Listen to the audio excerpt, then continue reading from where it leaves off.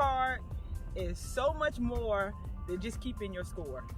Hi, my name is Ashaunta Epps, and I'm a Class A LPGA member for Perfect Swing Golf in Charlotte, North Carolina.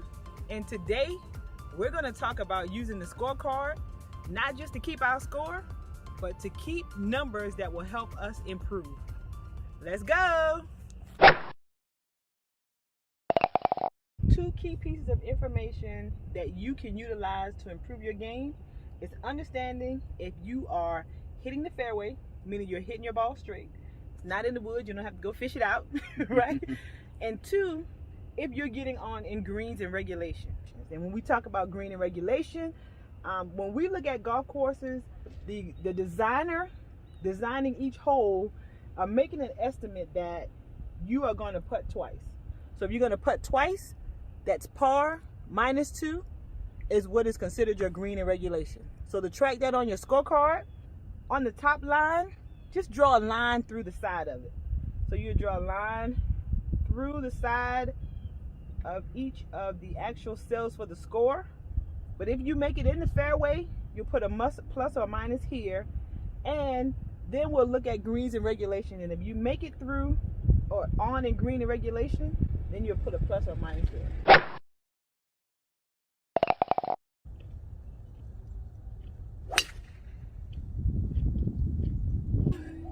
Get some of that.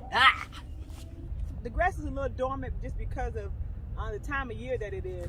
But what you'll be able to see is that there's a lighter area of grass, and the grade of grass actually changes. And that is what really defines the perimeter of what you have for the fairway. Now, we're going to try to get green in regulation. And what's green in regulation? Par minus 2, because they anticipate that you'll putt twice, all right? And we're on a par 4. Let me grab this wedge and see what we can do with this shot. All right.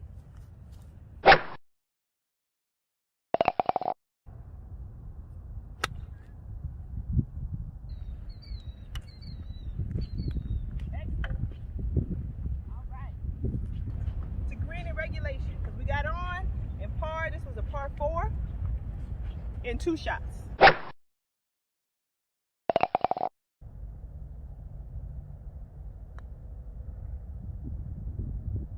Oh!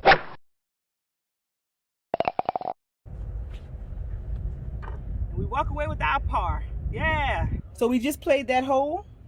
What we have, our ball landed in the fairway, so we'll put a plus here. Landed on the green, nice. So we'd put a plus here.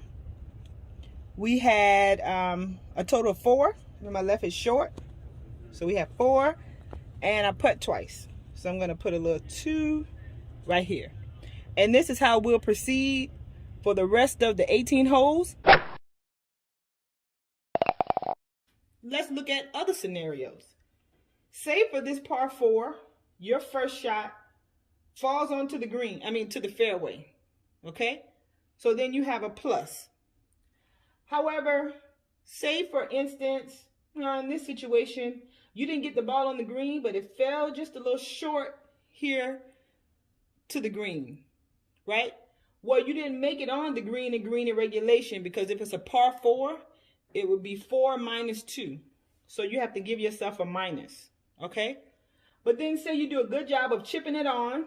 That's your third shot, and then you putt twice. So there are your 2 putts. You have a score of a 5. Because it's a par 4, and you get a 5, that's a bogey, you would put a square around that number on your card. Now, let's take another scenario. We have a par 4 again, but this time when we tee off, our ball lands in the rough area, right? Well, we didn't land in the fairway, so we have to give ourselves a minus. But what if you had a good lie in the rough and you still managed to get your ball onto the green in green and regulation? Because that's your second shot, right? Par 4, 4 minus 2 is 2, so your second shot you landed on. Awesome. However, this time, because you landed it on, you got your plus, right? Now, this time, you got to the green, but you putt 3 times. So now you have a 3 here for your putts. Well, that gives you a total of 5. So again, you have a bogey and you put a square around that number. So just notice when you're making green in regulation and fairway hits and only putting twice, you can make par, okay? Now let's look at a par 3. So some people may not include getting on a par 3 in your fairways, your fairway hits, but I do. I believe that if you're getting on the green in 1 on a par 3, that is a fairway hit and a green in regulation. And that increases your chance of birdieing and parring that particular hole. So we look at the par 3. If this was a par 3 hole, it's fairly long for a par 3. But say for this par 3, off the tee box, you do not make it onto the green. But instead, your ball falls a little short. Well, you would get a minus.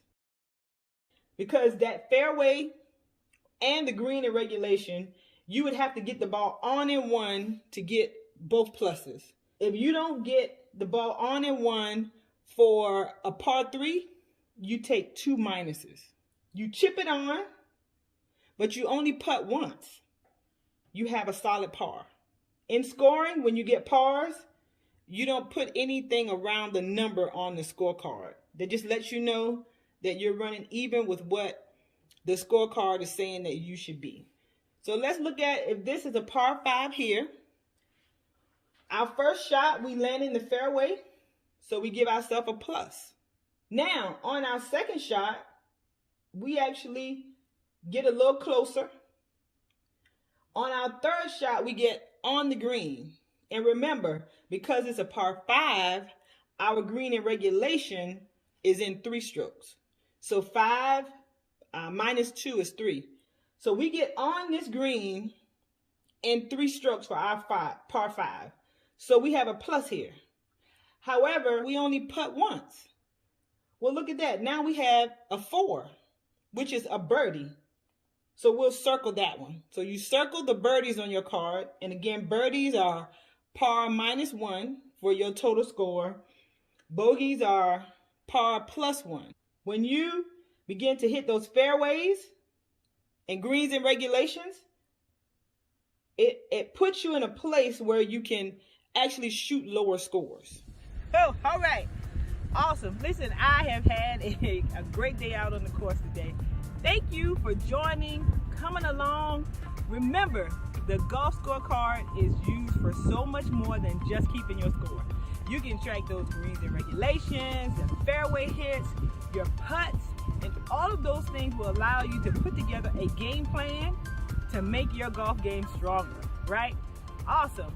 If you want to know more about A Perfect Swing, you can visit us on our website at aperfectswing.net. We look forward to talking to you the next time. Take care. Bye-bye.